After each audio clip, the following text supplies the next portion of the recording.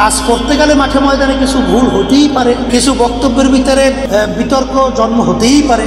এই জন্য বিশেষ করে আমি ক্ষমা প্রার্থী। আমি জাতির কাছে, সকলের কাছে আমি বলবো, আপনারা আমাদের কোনো কথায় কষ্ট পেয়ে থাকলে আল্লাহ আমাদেরকে মাফ করে দেবেন। আপনাদের কোথাও আহ্বান জানাচ্ছি, আপনারা আসেন ইসলামের পক্ষে, দেশ গড়ার পক্ষে, মানবতার পক্ষে। আমরা বিচ্ছিন্ন না থেকে আমরা সবাই একত্রিত হয়ে কাঁধে কাঁধ মিলিয়ে সুন্দর দেশ, কল্যাণকর রাষ্ট্র, ইসলামের পক্ষে আমরা একটা পরিবেশ তৈরি করতে পারি।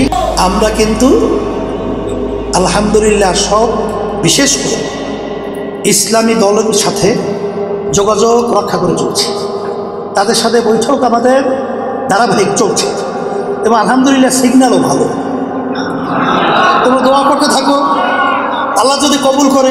কি আওয়ামী লীগ, কি বিএনপি, কি জাতীয় পার্টি, কি অন্যান্য আদার্স যে পার্টি রয়েছে, সব মহলে সর্বশ্রেণীর মানুষ ইসলামী আন্দোলন চরমনাইকে ভালোবাসে। এটা কি আপনার আমার ইচ্ছে না আল্লাহর পক্ষ থেকে? এই যে গতকালকে আমি চরমনাইতে ঝাঁকে ঝাঁকে বিভিন্ন দলের লোকেরা, বড় বড় স্থানীয় এবং সামাজিকভাবে নেতৃস্থানীয় ব্যক্তিরা দলে দলে ঝাঁকে ঝাঁকে আসতেছে। অন্য অন্য দল তাদের কাছে দাওয়াত নিয়ে গেল, তারা নিজেরা আমাদের দাওয়াত কিন্তু পৌঁছে নাই। তারা বলতেছে যে আমাদের নিজেদের ইচ্ছায়, আমাদের নিজের চিন্তায় আমরা সিদ্ধান্ত নিয়েছি যে দল করলে ইসলামী আন্দোলন করবে। তারা প্রস্তুতি নিয়ে চরমনায় আইসা কালকে যোগদান আমাদের সামনে করে গেছেন। অনেক বড় বড় বিভিন্ন পদের দায়িত্ব পালন করে চলছেন। এই পরিবেশটা তো তৈরি হয়ে আছে, এখন আছে আমাদের কাজকে নাকে তৈরি দিয়ে খালি ঘুমানো। হ্যাঁ, তাহলে আমাদের কাজটা গতিটা আরও বাড়াতে হবে। কথা ঠিক না? ঠিক। আর সাথে সাথে তোমরা জানো, নির্বাচন স্বাভাবিক বাংলাদেশের যে পদ্ধতি, সেখানে তো নির্বাচন আমাদের যেতেই হয় যখন পরিবেশ তৈরি হবে। তাই নির্বাচনের জন্য আমাদের সভাপতি যুব আন্দোলন সে বলেছে যে এখনই আমাদের সেন্টার ভিত্তিক, এলাকা ভিত্তিক ওইভাবে নজর রেখে আমাদের প্রস্তুতি গ্রহণ করতে হবে। রাজি আছেন আল্লাহর রহমতে?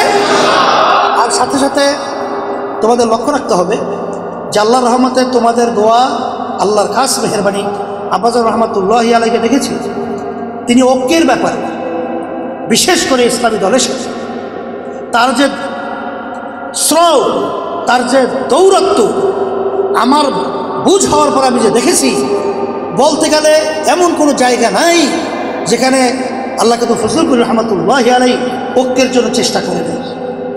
কিন্তু তিনি একটা কথা বলতেন এবং আমরাও দেখেছি যে আসলে মূল ব্যাপার হলো এই যে 5ই আগস্টের কথা আমি স্মরণ করাই দেওয়ার একটা উদ্দেশ্য আছে। সেই উদ্দেশ্যটা হলো এই, যেখানে ইসলামী আন্দোলনে কত ছেলেরা, কত আবার ইমামরা, আমার ভাইয়েরা, আলেমরা, হাফেজরা শাহাদত বরণ করল, আর সেই ফসল আজকে ঘরে ওঠার পরে যারা এই সুযোগে আমাদের মাথায় নুন রেখে বড়ই খাবে, তাদের ব্যাপারে আমাদের সতর্ক থাকতে হবে। কারণ বিগত দিনে বারবার আমাদের মাথায় নুন রেখে বড়ই খেয়েছে। ইসলামের নামের গাছটা কখনোই মজবুত হয় নাই। এদের ব্যক্তি স্বার্থের জন্য, এমপির লোভে, মন্ত্রিত্বের লোভে, সম্পদের লোভে এখন ইসলামী আন্দোলন বাংলাদেশ ছোট নয়, বোকা নয়, সজাগ রয়েছে। আগুন মাথায় রেখে তবে আমরা কিন্তু আলহামদুলিল্লাহ সব, বিশেষ করে ইসলামী দলের সাথে যোগাযোগ রক্ষা করে চলছি, তাদের সাথে বৈঠক আমাদের ধারাবাহিক চলছে এবং আলহামদুলিল্লাহ সিগন্যালও ভালো। তোমরা দোয়া করতে থাকো, আল্লাহ যদি কবুল করে সুন্দর একটা পরিবেশ তৈরি হবে ইনশাআল্লাহ, আশাবাদও ব্যক্ত করছি। আর সাথে সাথে আমি বিশেষ করে আমাদের উপর দায়িত্বশীল, আমাদের কেন্দ্রীয় পর্যায়ে বা অন্য কোনো পর্যায়ে যদি তাদের বক্তব্যের মাধ্যমে, আমার বক্তব্যের মাধ্যমে যদি কেউ কোনো কষ্ট পেয়ে থাকেন, আসলে ব্যাপারটা হলো আপনারা ইসলামী আন্দোলন সম্পর্কে জানেন এবং আমরা তো নতুন এখানে উঠে আইসে জুইরে বসি নেই। এই কাজ করতে গেলে মাঠে ময়দানে কিছু ভুল হতেই পারে, কিছু বক্তব্যের ভিতরে বিতর্ক জন্ম হতেই পারে। এই জন্য বিশেষ করে আমি ক্ষমা প্রার্থী।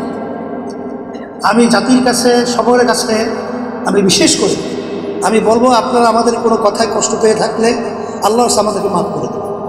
আর সাথে সাথে আপনাদের কোথাও আহ্বান জানাচ্ছি, আপনারা আসেন ইসলামের পক্ষে, দেশ গড়ার পক্ষে, মানবতার পক্ষে।